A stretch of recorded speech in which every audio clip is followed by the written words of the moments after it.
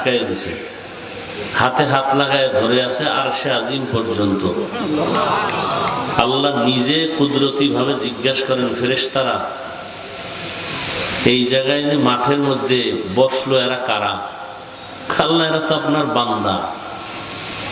কারা আসছে কেন, কি চায়?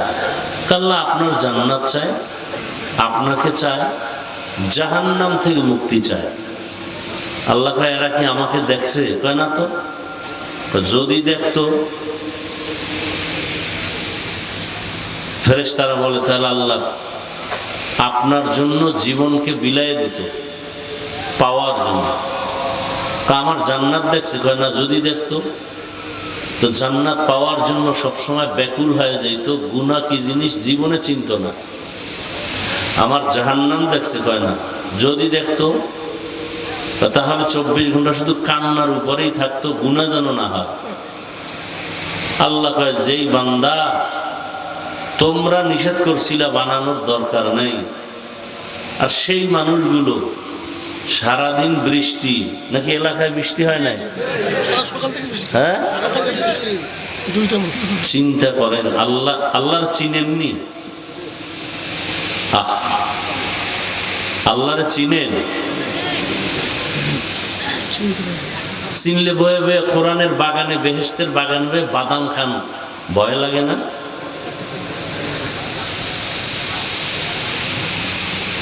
যেই আল্লাহ সারাটা দিন বৃষ্টি, আমি ঢাকার থেকে বারবার বলতেছি নিষেধ করে দাও, ফেসবুকে দিয়ে দিবে প্রোগ্রাম স্থগিত বৃষ্টির কারণে। সারা দেশের মানুষ দেখতেছে বৃষ্টি, এখানে তার গোপন কিছু নাই।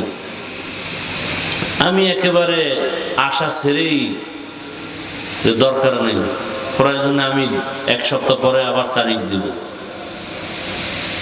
পরে এখান থেকে শুনলাম, না, এরা হিম্মত করতেছে, প্রোগ্রাম করবেই। রেডি হয়ে বের হইয়া দোয়া করা শুরু করলাম, আল্লাহ যেহেতু বের হইলামই, কর্তৃপক্ষ কত কষ্ট করে আয়োজন করছে, আল্লাহ তোমার বান্দা বান্দীদেরকে একটু তোমার দিনের কথা শোনাবে, কোরআন হাদিসের কথা শোনাবে, তোমার প্রশংসা হবে ওই মজলিসে। তুমি চাইলে তো পারো 1 ঘন্টা মাগরিব থেকেও যদি বৃষ্টি না দাও, তো মানুষের অন্তরে মোহাব্বত যদি দিয়ে দাও, তো বহু মানুষ চলে আসবে। দেখেন তো, বৃষ্টি না হলেও যা হতো, এর থেকে আমার কাছে লাগানো বেশি হয়েছে। এবং অনেকে বৃষ্টি বৃষ্টি করে আসতে পারে নাই। এই বৃষ্টির মধ্য দিয়ে যারা আসছে, আমার কাছে মনে হয় এরা আল্লাহর পিওর মোহাব্বতের মানুষরাই আসছে। আল্লাহকে চিনেন? ইনি আমার আল্লাহ।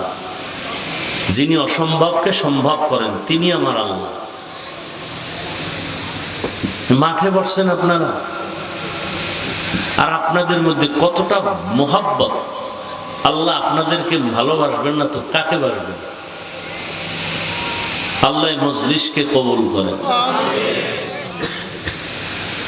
আল্লাহ কষ্টটুকু আমাদের হেদায়েতের জন্য কবুল করেন।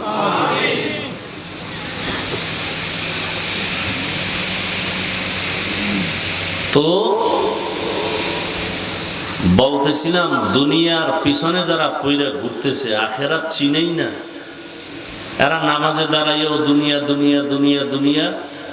আমি তো চ্যালেঞ্জ করে বলি, সারা দেশে যারা আল্লাহ রসুলের চিন্তা বাদ দিয়ে, আখেরাতের চিন্তা বাদ দিয়া শুধু দুনিয়া দুনিয়া করে, এরা আখেরাত তো পাবেই না, দুনিয়াও পায় নাই। দুনিয়া চিনেই না, পাইবে কি? ভাবে তো অনেক কিছু পেয়েছে, আর একজনের টাকা পকেটে নিয়েছে, এইটা তো পাওয়া না। আর একজনের বিল্ডিং এর ফ্ল্যাটে ভাড়া থাকা, এটা কি নিজের বাড়ির মতো? কথা বলেন না। আপনি আর একজনের হক নষ্ট করে আপনি যদি খান, এটা তো আসল খাওয়া না। তো দুনিয়া তো আপনি পান নাই। আপনি যদি আপনার টাকা দিয়ে বিল্ডিং করেন 5 তলা, সে বিল্ডিং থুয়ে পালাবেন কেন? কি যদি আপনার সঠিক আপনার ঘামের টাকার বিল্ডিং হয়, তো ফেরেশতারাও বিল্ডিং পাহারা দিবে, আপনি পালাবেন কেন? বুঝা গেল আপনার হালাল টাকার বিল্ডিং না, ওই টাকার হক অন্যরা। হালাল টাকার উপরে কারো হাত চলে না, হাত বাড়াইলে হাত বাঁকা হয়ে যাবে, অবশ হয়ে যাবে। বুঝা গেল আপনার হালাল টাকার না, টাকায় ভেজাল, অন্যের হক মেরে এই বাড়িগেরি করছেন। তাহলে আপনি আসলে দুনিয়া পান নাই তো। সুইস ব্যাংকে টাকা রাখছেন, খাইতে পারেন না, তো লাভ কি? এর চেয়ে তো রিক্সা টাইনে খাওয়া ভালো। খেরের ঘরে থাকা অনেক শান্তি।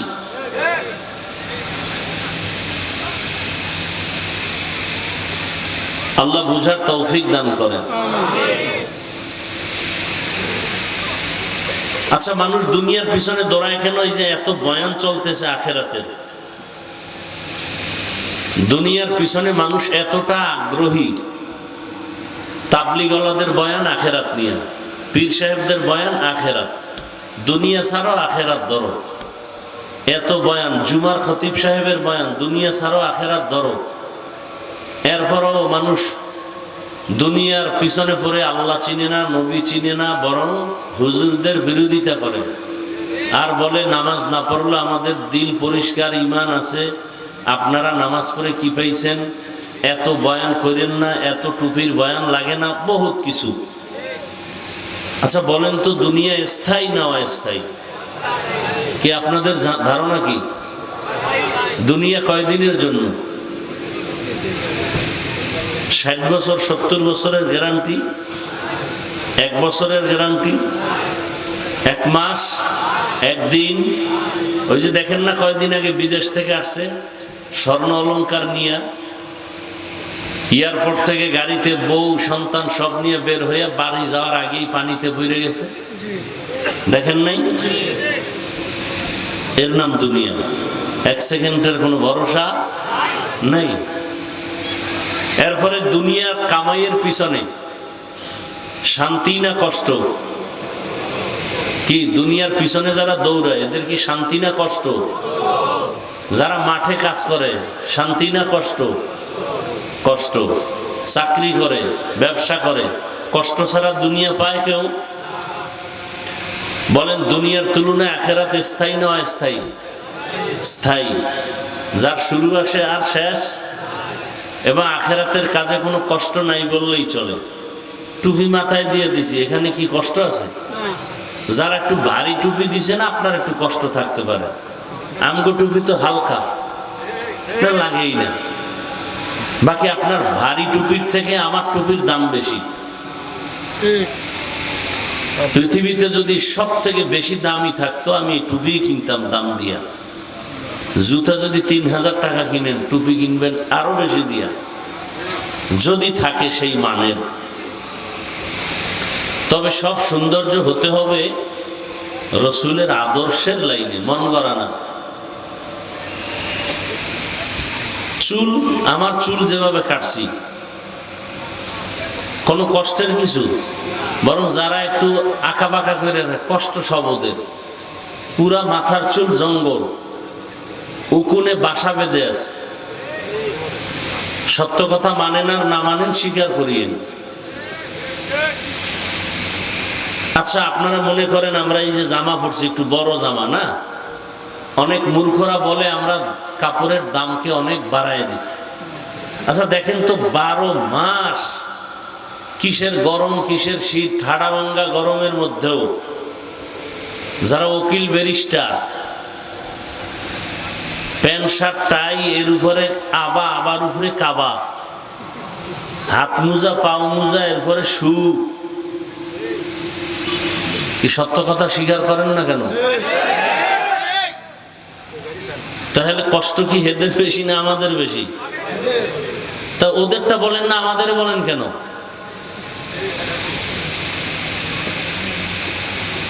দেখতে নারী চলন বাঁকা। এরপরে 5 ওয়াক্ত নামাজ দৈনিক। দেখেন, আপনি রাতের বেলা গিয়ে ঘুমাবেন, ফজরের সময় উঠবেন, আজান দিলে ওযু করবেন, ক্লান্তি শেষ, 4 রাকাত নামাজ পড়বেন, 10 মিনিট টাইম, আপনি আবার ঘুমায় যাবেন, 2 ঘন্টা ঘুমায় উঠবেন, নাস্তা করে আবার দোকানে যাবেন, চাকরিতে যাবেন, ফ্রেশ। আর যারা ফজরটা মাইর দিয়ে ঘুমায় যায়, তারা উঠার পরে শরীর প্রচন্ড দুর্বল। এই দুর্বলতা দূর হইতে হইতে 12টা 1টা বেজে যায়। এরপরে আবার খাওয়ার পরে আবার ঘুমের চাহিদা, দোকানে কষ্ট, এরপরে ফলাফলে তো সন্দেহের শেষ নাই। যারা লেখাপড়া করে চাকরি করার জন্য, গ্যারান্টি আছে চাকরি পাবেই। যারা হাল চাষ করে ধান পাওয়ার জন্য, গ্যারান্টি আছে পাবেই। যারা লাখ লাখ টাকা ব্যয় করে বিদেশ যায় চাকরি করবে, বিদেশ গিয়ে দেখে কফিল খারাপ, টাকাও মাইর, কয়েকদিন জেল খাইটা আবার দেশে ফিরে আসে। তাহলে দুনিয়ার প্রত্যেকটা কাজের ফলাফলে সন্দেহ, কোনো গ্যারান্টি নেই। আর আখেরাতের কাজ কোনো কষ্ট নাই, গ্যারান্টিও আছে, ফলাফল পিওর। 5 ওয়াক্ত নামাজ যারা পড়ে তাদের চেহারায় নূর থাকে, ভালো থাকে, কারণ 5 বার ওযু বানায়, শরীরটা ফ্রেশ থাকে। ওই ব্যক্তি প্রস্রাব করে পানি নেয় না, তাহলে ওর শরীরে কোনো দুর্গন্ধ থাকে না। আর যারা প্রস্রাব করে পানি নেয় না, ওরা মোটামুটি একটা জিন্দা টয়লেট। কথা বলেন না কেন? ওরা জিন্দা টয়লেট হয়ে থাকে, দুর্গন্ধ। এরপর যদি টানে বিড়ি, আরো যদি খায় গাঞ্জা, আর যদি দাঁত না মাজে, তোর পাশে নামাজ পড়লে তো নামাজ বিলুপ্ত হয়ে যাবে। জায়গা, পোশাকের গন্ধ, প্রস্রাব করে পানি নেয় না সেই গন্ধ, এরপরে বিড়ির দুর্গন্ধ, আর কত কিছু বুঝাবার জন্য বলছি, বেয়াদবি ক্ষমা চাই। আর 5 ওয়াক্ত নামাজি সে ফ্রেশ মনে মসজিদে যাবে। গরমের দিন মসজিদে শান্তি, এসি লাগানো, শীতের দিনে বাইরে কষ্ট, মসজিদে শান্তি। তুলনামূলক ওখানে শীতের মধ্যে ওখানে আরাম। আর কি কষ্ট বলেন তো?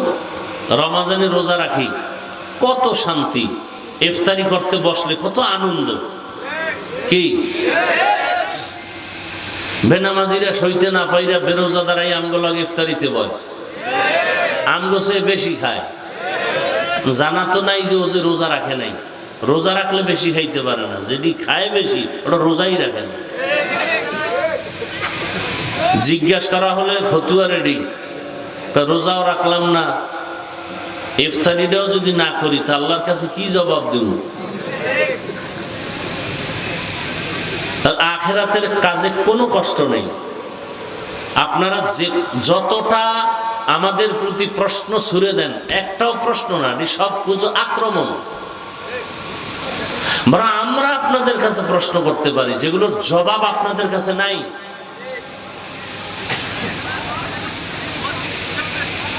আমরা সন্তানের হকের চিন্তা করি, স্ত্রীর হক ঠিকমতো আদায় হলো কিনা চিন্তা করি, মসজিদ ইমামতি করি, মুক্তাদির হক ঠিকমতো আদায় হলো কিনা চিন্তা, ছাত্রর হক আদায় হলো কিনা চিন্তা, ওয়াজে বসছি শ্রোতাদের হক আদায় করতে পারলাম কিনা চিন্তা, সব চিন্তা করে এরপরে চলি। টাকার পিছনে নাই, কোন হুজুর টাকার পিছনে দৌড়ায় না, বরং টাকার পেছনে যারা দৌড়ায়, হযরত আলী বলছেন এরা দুনিয়ার কুত্তা, দুনিয়ার কুত্তা। সরকারি চাকরি করে, বেসরকারি চাকরি করে, 8 ঘন্টা ডিউটি, নিম্নে বেতন 20,000, টেবিলের নিচে আরো হারাম আছে সীমাহীন। সত্য কথা স্বীকার করিয়েন। মসজিদের ইমাম সাহেব ডিউটি করে প্রতিদিন কয় ঘন্টা? এখন আর বলে না, বলেন সত্য কথাটা বলেন, কয় ঘন্টা? এটা বলতো আপনাদের কি সমস্যা? মসজিদের ইমামের ডিউটি কত ঘন্টা? বেতন কত? এবার বুঝেন যে কি পরিমাণ জুলুমটা করতেছেন আপনারা হুজুরদের সাথে। এরপরও কোনো ইমাম, কোনো আলেম আপনাদের জন্য বরদোয়া করে না, গালি দেয় না, দেখলে আগে সালাম দেওয়ার চেষ্টা করে। মোনাজাতে খালি দোয়া আর দোয়া, আল্লাহ গোষ্ঠী শুদ্ধা সব জান্নাতে নাও। ব্যবসায় বরকত দাও, কবরে আযাব মাফ করো, চাকরি ব্যবসায় বরকত বাড়ায় দাও, অসুস্থ রোগীদের সুস্থ বানাও। এরপরও দিন শেষ হুজুরেরা খারাপ, গালাগালি সব হুজুরদের উপরে, ইমাম সাহেবের উপরে রেড সিগন্যাল লাগানো। আমরা যত আকাম করি এদিকে তাকাইবেন না, তবে আপনি কোনো রাজনীতি করতে পারবেন না। মনে হয় একটা রিমান্ডের মধ্যে রাখে 24 ঘন্টা হুজুরের। সভাপতি সেক্রেটারি কেউ মসজিদে নাই, ফজরে ঘুম। ইমাম সাহেব শুধু জোহরের নামাজে ছিল না, রিক্সাওয়ালা কয় গেছিলেন কই? ইমাম সাহেব কয় কে তুমি? বলেন 5 টাকা বেতন দেই। বুঝেন না আমি কে? 5 টাকা বেতনের এক পাওয়া। এরকম বেয়াদব সমাজে আছে না নাই? আল্লাহ হেদায়াত দান করুন। তাহলে আমরা দুনিয়ার পিছনে না ঘুরে আমরা আল্লাহ রসুলের পিছনে ঘুরতে গিয়ে আমাকে খানা বন্ধ। আপনারাও 3 বেলা খান, আমরাও কয় বেলা খাই বলেন? বরং আপনাদের থেকে ভালো খাই, পিওর খাই, তুলনামূলক আপনাদের থেকে আমরা বেশি খাই, কম না। কারণ আপনারা কম খান, কারণ এক তো পেটের সমস্যা, দ্বিতীয় আবার ভাত খাইয়া টানবেন বিড়ি, ওটার ক্ষুধার আলাদা রাখতে হবে না। এরপরে টানবেন মদের বোতল, তাহলে সেই ক্ষুধার জন্য তো আলাদা জায়গা রাখতে হয়। আর আমরা তো শুধু ভাত খাই বিসমিল্লাহ বলে, তাহলে আমরা বেশি খাই, পিওর খাই। এরপরে আপনারা দুনিয়া দুনিয়া কইরা যেটা আমি ঘুমান, আমরাও ঘুমাই। এক কথায় আমাদের থেকে আপনারা মোটেও এক বিন্দু উপরে নাই, না দুনিয়ার লাইনে না সম্মানের লাইনে। বরং মহামারী করোনায় সবাই হাহাকার, হুজুরদের কোনো টেনশন নাই, মাদ্রাসা বন্ধ নেই। এখনো দেশে হাহাকার, চিল্লা চিল্লি, কিন্তু কোরআনওয়ালা রসুলের আদর্শওয়ালাদের কোনো পেরেশানি নেই। এরা এখনো সম্মানে আছে ইনশাআল্লাহ। দুনিয়াতে সম্মান তো আছে, কিয়ামতেও এদের সম্মান। এই কথাগুলো কাউকে আঘাত করার জন্য বুঝাই নাই, বুঝাইছি যে আল্লাহ আপনাকে বুঝ দিক যে আপনি দুনিয়ার লাইনে ঘুরতে গিয়া আখেরাতকে আগে জীবনের আপন বানায় নেন, দুনিয়া অটো চলে আসবে। قال رسول الله صلى الله عليه وآله وسلم